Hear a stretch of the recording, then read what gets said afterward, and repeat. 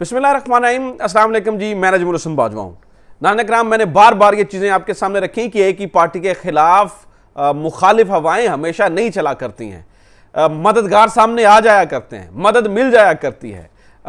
कितना भी किसी के खिलाफ माहौल गर्म हो, फिर किसी एक पॉइंट पर आकर रुक जाया करता है और चीज़ें रिस्टोर होना शुरू हो जाया करती हैं, चीज़ें रिकवर होना जो है ना वो शुरू हो जाती हैं। आज एतजाज एहसन एक मददगार की हैसियत से इमरान खान के लिए सामने आया है। इमरान खान की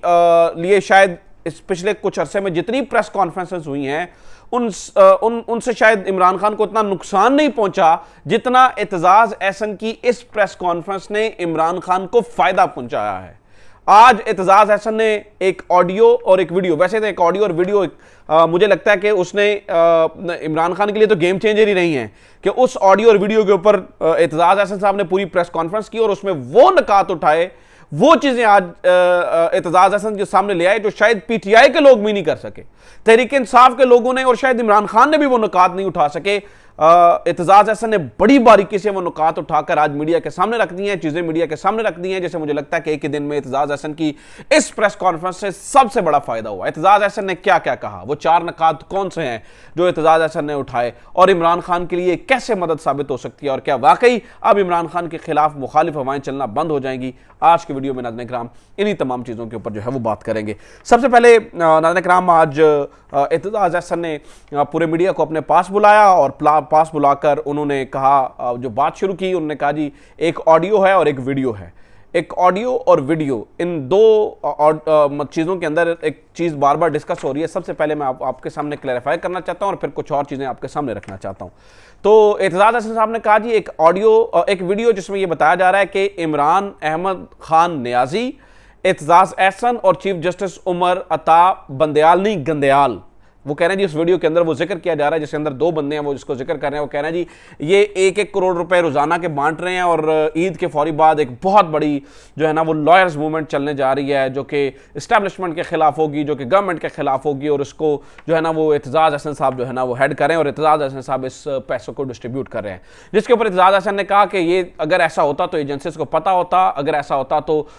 मीडिया वालों को पता होता, अगर ऐसा होता तो सबके सामने ये चीज़ होती, जबकि ऐसा कुछ नहीं होने जा रहा। दूसरा उन्होंने एक ऑडियो का जिक्र किया जिसमें उन्होंने कहा जी मुझे बिलावल हाउस के सामने रोका गया और ये सारी चीजें की गई और उन्होंने कहा जी वहां भी मीडिया होता है, ऐसी कोई बात नहीं। ये ऑडियो और वीडियो की कहानी तो नाज़रीन किराम अलग है, असल कहानी, असल गेम इसके बाद जो एतजाज एहसन ने बातें करना शुरू की वहां से शुरू हुई और फिर मजेदार से मजेदार बातें एतजाज एहसन जो है ना वो करते चले गए, बड़ी मजेदार पॉइंट्स उठाते चले गए। सबसे पहले उन्होंने कहा जी देखिए अगर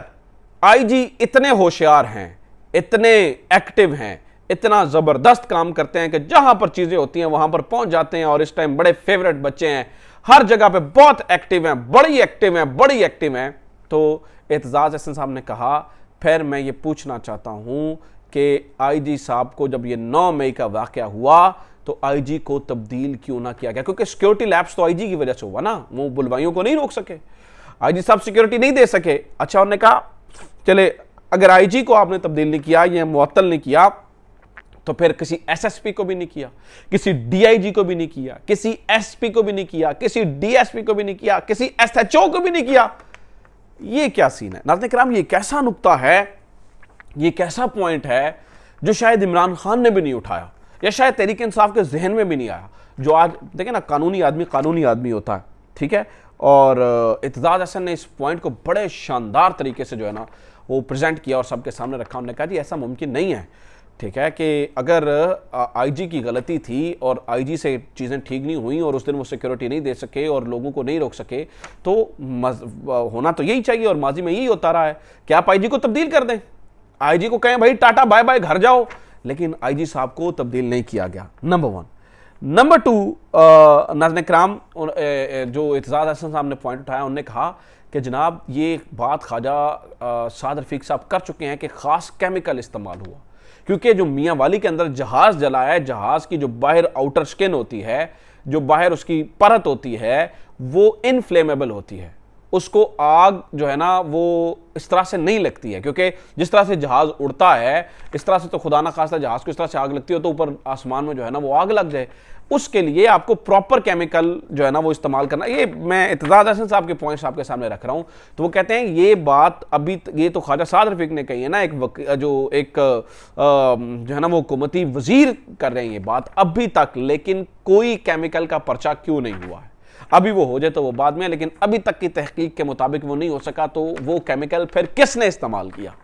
फिर वो किस तरह से जो है ना वो होता रहा और ये आग किस तरह से लगती रही। नाज़रीन इकराम इस बारे में जो है वो उन्होंने बात की। फिर नाज़रीन इकराम जो मुझे लगता है आज जो सबसे बड़ी बात इत्तेज़ाज़ हसन साहब ने की, जो सबसे बड़ी बात है, जो सबसे इंपॉर्टेंट बात है, वो फौजी अदालतों वाली बात है। उन्होंने कहा कि जनाब महरम अली केस में और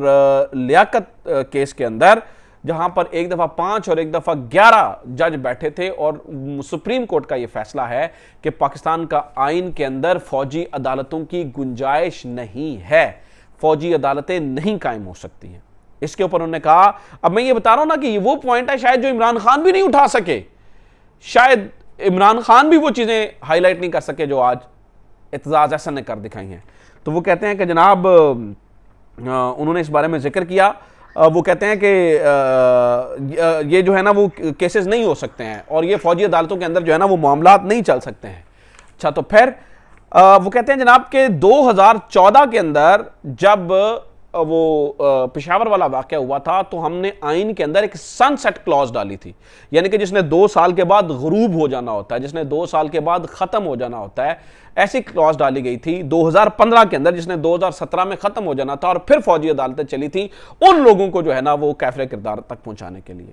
2017 में यह महसूस किया गया कि नहीं, अभी इसको 2 साल और चलाना चाहिए, तो 2019 तक वो चली और 2019 के बाद वो खत्म हो गई। अब आइन अपनी पुरानी शक्ल के अंदर बहाल है। इत्तेज़ाज़ हसन कहते हैं कि army chief general Asim Munir को ये बताना चाहिए, ये इत्तेज़ाज़ हसन साहब कह रहे हैं, वो कह रहे हैं कि उन्हें मशवरा देना चाहिए कि आइन के अंदर रहते हुए फौजी अदालतें नहीं कायम हो सकती, क्योंकि अगर अब ऐसा होगा तो अदालतें इस चीज़ को रोकेंगी और फिर एक तसादुम से सूरत हाल जो है वो पैदा हो सकती है। और अगर आपको अगर दोबारा फौजी अदालतें चलानी हैं तो उसके लिए अगेन जो है ना वो इसी तरह की तरमीम करनी पड़ेगी जिस तरह की तरमीम 2014 के अंदर की गई थी, जिसमें सनसेट क्लॉज यानी कि उसको ख़त्म करने की ज़रूरत नहीं है, 2 साल के बाद वो ऑटोमेटिकली ख़त्म हो जानी थी। फिर 2017 से 2019 तक वो ऑटोमेटिकली ख़त्म होगी, 2019 के बाद वो क्लॉज ख़त्म है और अब जो है वो फौजी अदालतें नहीं चल सकती हैं। ठीक है, ये इत्तेज़ाज़ हसन साहब का कहना है। फिर नाज़रीन इकराम उन्होंने एक और पॉइंट हाईलाइट किया और वो भी अगेन बहुत मज़ेदार था।